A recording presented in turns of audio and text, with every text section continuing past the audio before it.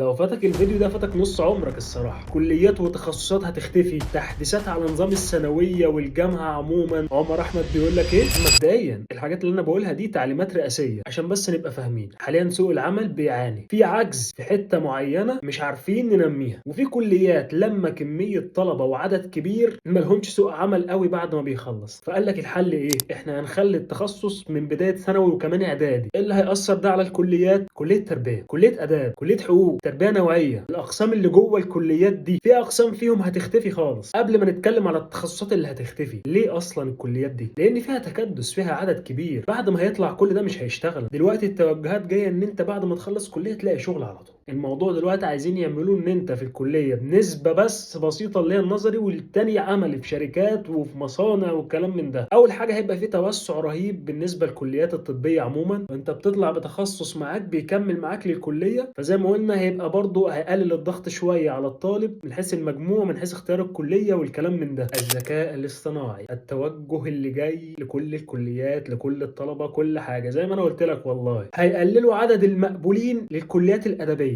عشان يتناسب مع الوظائف تربيه وحقوق وادب والكلام ده كله. بدل ما هي مثلا بتقبل 1000 طالب، لا احنا هنعين مثلا 300 عشان ال 300 دول بعد ما يخلصوا يلاقي شغل على طول. سدنا العجز في الحته دي، لان في حتت ما فيهاش طلبه اصلا. فلا يا باشا، احنا لازم نوزن الدنيا عشان يبقى في سوق مفتوح للناس كلها. وفي اقتراح غالبا لسه برضه بيدرسوه ان هم يقللوا عدد سنوات كليه تربيه. عندك مثلا زي كليه اداب، قسم تاريخ وجغرافيا وعلم نفس، مكتبات ومعلومات، كل ده في الغالب بالسلامه. ناس كتيره مش شغاله بالحاجات دي علشان كبير، العدد كبير مش مستوعب سوق العمل بره. كليه تربيه نوعيه بينهم برضه قسم فنيه في الغالب هيختفي. كليه التجاره الشغل التقليدي اللي فيها قسم محاسبه، اداره اعمال، الاقتصاد، كل ده في الغالب برضه هينتهي. كليه حقوق بالعدد المهول اللي بتستقبله ده. كليه اعلام الحته التقليديه اللي فيها، يعني فيها تخصصات او اقسام جوه هتروح برضه. يعني زي ما قلت لك هيخصصك في حاجات معينه عشان تطلع تلاقي شغل على طول. وانا من رايي ان النظام ده لو اتطبق صح كويس. ايا يكن الحاجه اللي انت هتتخصص فيها انت مش تايه، يعني انت طالع من ثانويه عارف انا هشتغل ايه. بص بقى عشان برضه تبقى عارف التخصصات المطلوبه في سوق العمل حاليا: تمريض، هندسه طيران، تقنيه وعلوم بناء، ذكاء اصطناعي، امن سيبراني، هندسه برمجيات، الهندسه الطبيه الحيويه، الطاقه المتجدده. في حاجات ممكن تتغير من طالب بيقضي اليوم كله هناك شغل نظري والعمل بتاعه خفيف مش قوي للكليات العمليه والكلام ده، لا انت هتقضي نص الوقت في الجامعه والنص التاني تنزل شركات ومصانع علشان تشتغل بايدك. فلو النظام ده اتطبق صح صراحه ربنا كويس. لو عندك راي تاني اكتبه لي في الكومنتات. شفت اديك سمعت كل ده وما عملتش الفولو. اتمنى اكون قدرت افيدك، وكل يوم معلومه في حياتك العلميه والعمليه. واشوفكم في فيديو جديد. سلام.